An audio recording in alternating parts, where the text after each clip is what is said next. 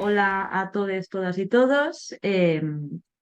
Sí, soy Alba y voy a hablaros un poquito de la brecha orgásmica con un punto de vista queer. Entonces, ¿qué voy a trabajar o de qué voy a hablar? A ver, pues vamos a empezar definiendo un poco lo que es la brecha orgásmica y cómo se ha trabajado hasta ahora, eh, el coitocentrismo y el modelo sexual imperante, mi motivación personal para hacer esta investigación. Eh, y después ya nos vamos a entrar en qué pasa con la otredad, en este caso con gente que se mueva dentro de lo queer, de las identidades disidentes. Y por último os voy a presentar un humilde trabajo de campo que he hecho para acercarnos más a esta realidad. Vale, empezamos. Vale, una aclaración antes de seguir. Voy a hablar de orgasmo, de deseo y de placer sexual, entendiendo que, aunque no sean lo mismo, van mucho de la mano, ¿no? Porque aunque el orgasmo sea una respuesta biológica que esté tremendamente idealizado, luego vamos a hablar de eso, de las dificultades. eh, Después tenemos al deseo y el placer sexual, que son conceptos mucho más subjetivos, ¿no? Y por ello también complejos. Entonces, bueno, el orgasmo, o sea, el placer sexual no siempre lleva a un orgasmo y el deseo lo mismo, pero sí que es verdad que para un orgasmo sí que suele estar unido al placer, ¿no? Suele. Entonces, bueno, por eso voy a hablar de todos estos conceptos. Vale, entonces, ¿qué es? Bueno, pues Paula Gamonti en el libro de La brecha orgásmica lo define como, por razones de tipo estructural, las mujeres tienen una probabilidad sistemáticamente menor que los hombres de experimentar un orgasmo durante sus encuentros sexuales. Bueno, entre otras definiciones, en general lo que se hace es eh, encasquetar esto, ¿no?, a una realidad heteronormativa y cis. Entonces, eh, por ejemplo, Paola nos explica que no recoge realidades y experiencias de las personas trans, por ejemplo, porque no proporcionan información eh, en este sentido, ¿no? He cogido la palabra la frase de su libro y os lo digo así tal cual. Entonces, ¿qué se dice también en las investigaciones de brecha orgásmica? Que normalmente se explica que no tiene un origen biológico, y es decir, que no hay cuerpos que biológicamente estén menos predispuestos a experimentar placer y a tener orgasmos, ¿no? Las personas con vulva biológicamente, ¿vale?, no tienen menos capacidad de orgasmar que las personas con pene. Eso es la conclusión. Vale, entonces, ¿qué base tiene? ¿De dónde viene? Pues voy a explicar estos conceptos. El androcentrismo, el patriarcado y el neoliberalismo, por una parte, ¿vale? Yo creo que también, bueno, es importante entender la reproducción como eje importantísimo, no sé, porque se une mucho a la reproducción y la sexualidad. Entonces, ¿qué pasa? Que el hombre cis se ve visto como el que pone la semilla y como todo rige alrededor de él, ¿no? Entonces, el androcentrismo, que es que la mirada universal sea masculina, neutral, ¿no? Los placeres y las necesidades de las mujeres sean más invisibilizados, y esto ya unido con el patriarcado. Y además mandatos de género, ¿no? Que creo que mayormente ya conoceremos, y se ve la mujer como lo otro, lo reproductivo. Entonces, el neoliberalismo también alimenta un poco esto porque se prioriza en general la cantidad a la calidad en las relaciones sexuales, a eyacular cuantas veces sean posibles, ¿no?, y a presumir un poco de conquistas. Entonces, además, las relaciones sexuales de la mujer son solo tenidas en cuenta, ¿no?, porque se empieza a hablar ya de que las mujeres también tienen relaciones sexuales, pero se ven como bien recibidas cuando son para dar placer al hombre y satisfacerlo. Es decir, son ya como objeto de deseo, pero el sujeto de deseo todavía igual, no sé. Entonces, luego tenemos el sistema sexual imperante, normativo, como queremos llamarlo, que, bueno, pues es sostenido por la heteronormatividad, el matrimonio, el amor romántico, la globalización, etcétera. Y que otro eje es importantísimo en esto, el cultocentrismo. Bueno, Luis Elverdin, por ejemplo, en el libro de Polémica Clítoris-Vagina y en otro libro, Sexuda Picoa, habla bastante bien de este tema. Y es que, bueno, en general las relaciones sexuales se basan solo en el coito. Se concibe como lo diferente o sea, a lo que no sea coito, a preliminar, y es un poco como entendido como una distracción que anticipa el coito. Entonces, ¿qué pasa con el coito? Además, que facilita el orgasmo a personas con pene, pero a las personas con vulva, pues no tan fácilmente, ¿no? No es tan sencillo. Vale, seguimos. La justificación de este trabajo. Entonces, yo, después de haberme informado y el haber investigado este tema, me vienen muchas preguntas a la cabeza, ¿no? Que es, ¿qué pasa con la gente que se sale de la heteronormatividad, que la gente que no es cis, las personas que tienen una identidad disidente? ¿No? Porque al final, si el origen no es biológico y estas personas también viven bajo el mismo patriarcado y las mismas sufren las mismas consecuencias o, bueno, diferentes, ya lo veremos después, ¿qué consecuencias tiene esto en esta gente y en sus orgasmos, ¿no? Entonces, yo quería ampliar, bueno, no pretendo ampliar, bueno, sí, vengo un poco motivada por ampliar un poco los parámetros, ¿no? De estas investigaciones y poner el placer en el centro, porque sí que es verdad que sin restarle importancia, cuando hablamos del colectivo LGTB, de las personas trans, de la gente no binaria, pues hablamos siempre un poco poniendo la mirada en la violencia que se puede sufrir, ¿no? Pero a mí también me parece importante hablar del placer también desde lo político. Entonces, bueno, esta sería también mi justificación. Vale, seguimos. Entonces, la bibliografía que he utilizado yo para indagar un poco sobre este tema. Bueno, Eh, Judith Butler. Existen, bueno, Judith Butler decía que existen unos cuerpos y unas identidades que al estar fuera de la norma se catalogan como prescindibles y son castigados o penalizados, ¿no? Hace la diferenciación de cuerpos que importan y cuerpos que no importan. Entonces, mm, también hace una diferenciación al final entre vidas y poblaciones que son más protegidas y que por esto no son tan susceptibles de sufrir violencia y las que no tanto, que son más medidas como imprescindibles. Entonces, une el concepto del cuerpo y la vulnerabilidad, ¿vale? Entendiendo el cuerpo como mortalidad, vulnerabilidad y agencia y pone el valor a la importancia que tiene el acceso a redes e instituciones que nos sustenten para obtener una vida digna, ¿vale? Entonces, defiende que no puede haber una vida corporal sin apoyo social e institucional. Entonces, también que el género es performativo y juega un importante espacio político, que existen ciertas normas de género binarias y salir de estas encarnamos muchos desafíos.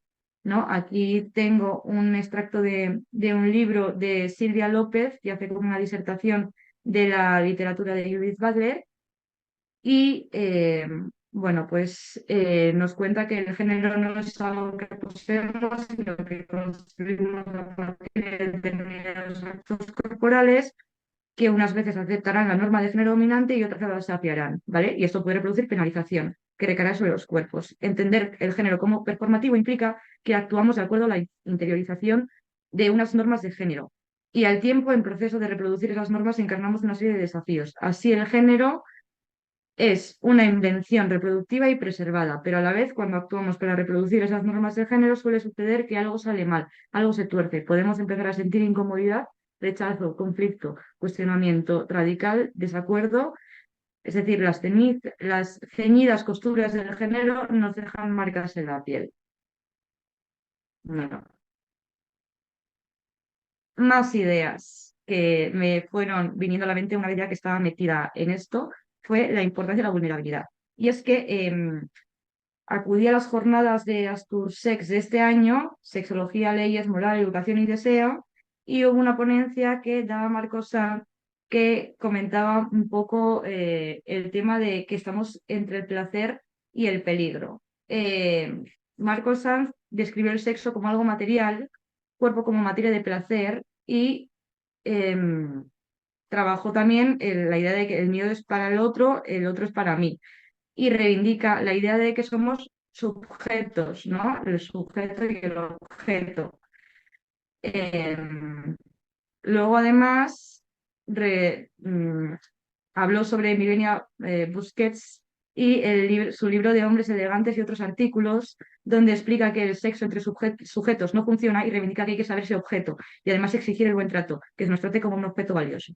Vale, yendo un poquito por aquí, Catherine Angel tiene un libro llamado El buen sexo mañana, en el que pues recalca que el dejarse ser objeto, pues al dejarnos ser objeto, nos puede inundar el miedo, ¿no? Entonces, para experimentar placer y transformación, tenemos que aceptar que somos vulnerables, que el placer supone un riesgo, ¿no? Hay una frase que recoge que me encanta, que es cuando dejo entrar a alguien, nunca estoy segura de que entrará como yo quiera. Entonces, poco en resumen. La invitación al sexo es intimidante, emocionante a la vez, que un ejercicio de confianza mutua como una negociación del miedo. Esto, desde un punto de vista binario, es algo utópico para alguien socializado como mujer, por ejemplo, ¿no? Ya que al abandonarse puede estar unido al peligro, mientras que alguien socializado como hombre tiende a tener un papel más dominante, ya que no está aceptado su papel en la vulnerabilidad. Bueno, y esto es lo que he recogido también del buen sexo mañana. Vale, entonces otra vez vuelven mis preguntas de, joder, pero ¿cómo se aplica esto a las personas no binarias, trans, de gente dentro de lo queer? Entonces, ¿no? Como afirma, o sea, como recoge Judith Butler, ¿qué pasa con los cuerpos que no importan, ¿no? ¿Es el placer un privilegio para las personas que solo para las que se permiten ser vulnerables? Es sencillo dejar de ser sujeto o sea, dejarse ser sujeto para un cuerpo que no importa.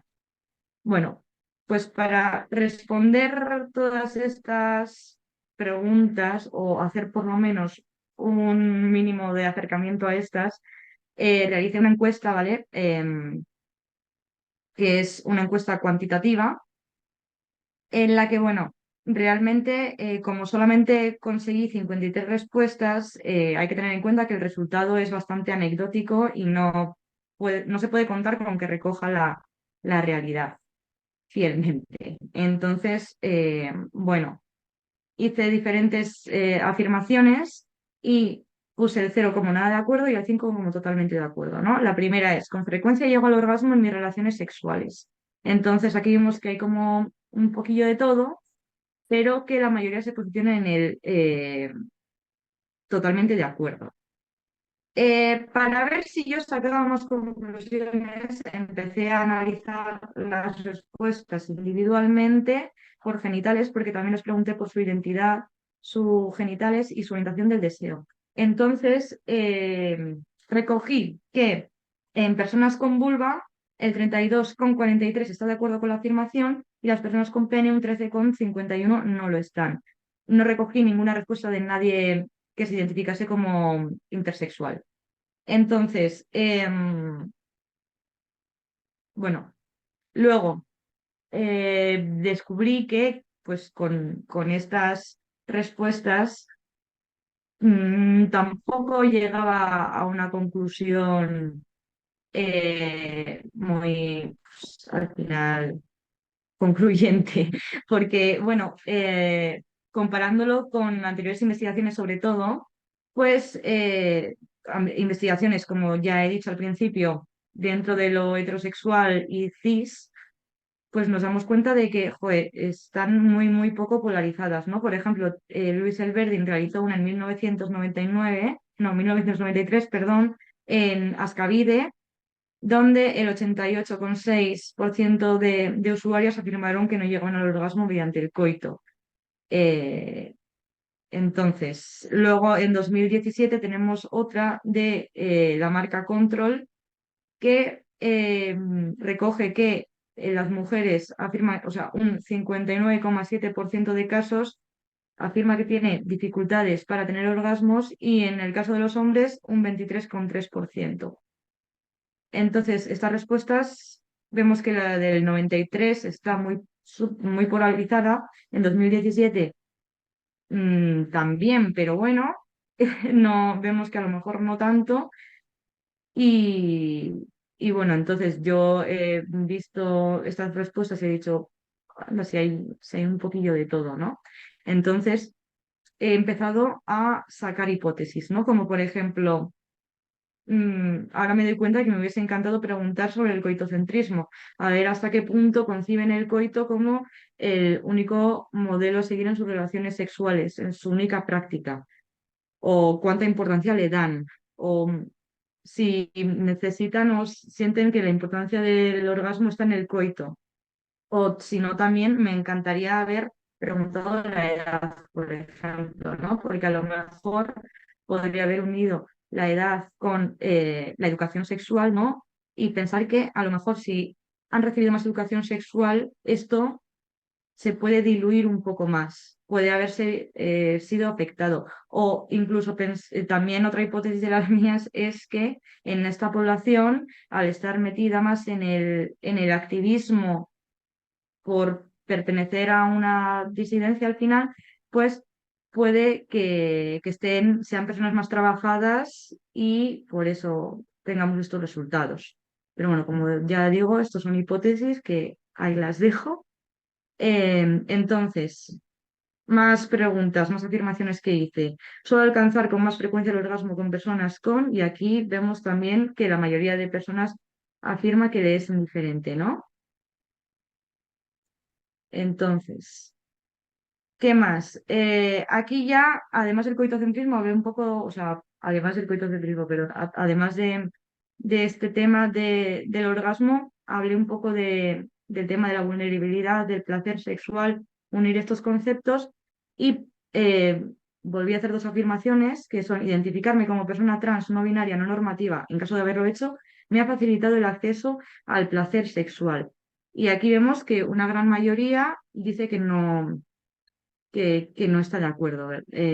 Y que además tampoco están de acuerdo con que el placer sexual sea un placer privilegiado y reservado para cuerpos e identidades dentro de la norma. Una grandísima mayoría no está de acuerdo con esto. También me llamó un poco la atención que después pregunté que en mis relaciones sexuales me centro más o en mi propio placer, en el placer de la otra, otro y otro, ambos por igual o ninguno de los anteriores. Em, Casi la mitad de personas me respondió que en el placer de la otra, otro, otro. Y aquí yo digo, pienso un poco, esto no puede ser una prueba de la vulnerabilidad, de si yo no doy espacio a mi propio placer, puede estar unido con esto, ¿no? Entonces, no, luego ya dije, otra dificultad más, a lo mejor no estoy siendo lo suficientemente clara con el cuestionario. Vale, entonces, uy, ¿por qué se me ha abierto esto? Perdón. Vale, como apunte rápido, también tener orgasmos es importante para mí, unido un poco a la idea del neoliberalismo. Aquí la mayoría de gente se posiciona en que sí que es importante, y aquí ya eh, lo uno un poco con la idealización que tenemos del concepto de orgasmo, porque muchas veces pensamos que son juegos artificiales y una maravilla, y puede que no, y por eso le dan tanta importancia. Y lo del neoliberalismo, ¿no? De cuanto más mejor, la idea que he comentado antes. Vale, entonces, conclusión, pues entonces, si los porcentajes conseguidos reflejase más cantidad de población, se podría concluir que la problemática de la brecha orgásmica se diluye en esta población, pero lamentablemente no podemos considerarla como representativa, ¿no?